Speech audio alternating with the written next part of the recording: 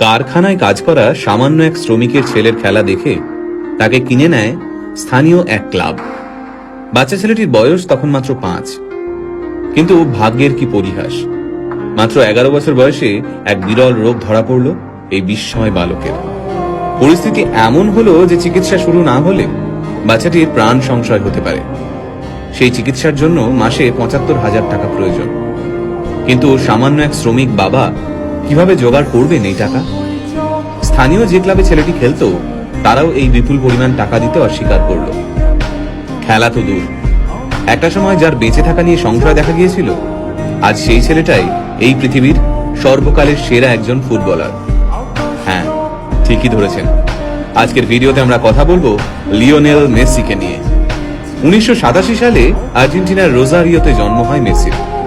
বাবা কাজ করতেন স্টিল ফ্যাক্টরিতে, মা ছিলেন সাফাই কর্মী।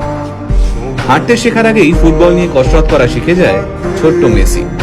পায়ে বল নিয়ে যেন জাদু দেখাতে পারত ছোট্ট ছেলেটা। তার খেলা দেখে মাত্র 5 বছর বয়সে তাকে কিনে নেয় স্থানীয় এক ক্লাব।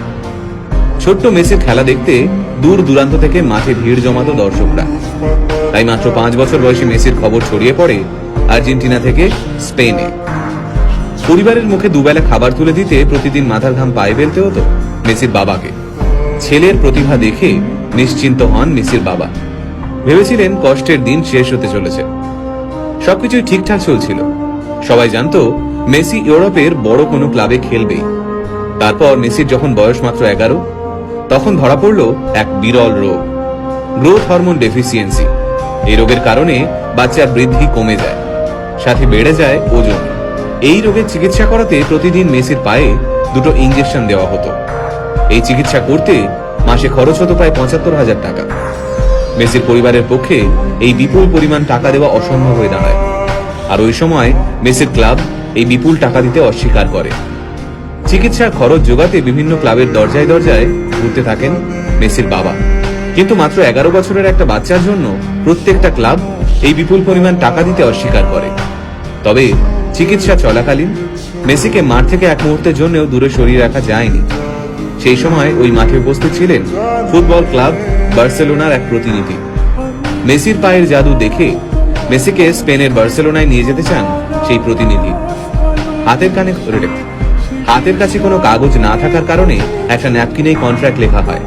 তাতে সই করেন মেসির বাবা। সেই বহুমূল্য ন্যাপকিন এখনো মেসির কাছে রয়েছে। তারপরের ইতিহাস আমরা সবাই জানি। বার্সেলোনায় ইতিহাস তৈরি করেন তিনি। বিশ্বের সামনে বার্সেলোনাকে সেরা ক্লাব হিসেবে তুলে ধরেন। শুধুমাত্র 2012 সালেই মেসি 91টি গোল করেন। সেই রেকর্ড এখনো কেউ ভাঙতে পারেননি। আজ প্রায় 5,000 কোটি টাকার মালিক মেসি। নিজের ফুটবল ক্যারিয়ারে পেয়েছেন প্রচুর খ্যাতি।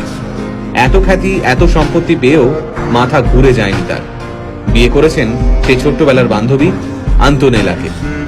মাত্র 11 বছর বয়সে মেসি যখন আর্জেন্টিনা ছেড়ে স্পেনে চলে যান, তখন তিনি আন্তোনেলাকে কথা দিয়েছিলেন যে একদিন না একদিন তিনি তাকে স্পেনে নিয়ে যাবেনই। কথা রেখেছিলেন মেসি। ছোটবেলা থেকে স্পেনেই থাকতেন মেসি। বলা যায় স্পেনেই বড় হয়ে উঠেছেন তিনি। স্পেন ফুটবলের এক কর্তা মেসিকে স্পেনের হয়ে ফুটবল খেলতে অনুরোধ করেছিলেন, কিন্তু মেসি হাসি মুখে সেই অনুরোধ প্রত্যাখ্যান করেছিলেন। বর্তমানে পৃথিবীতে এমন কোনো ট্রফি নেই যা মেসির নামের পাশে নেই।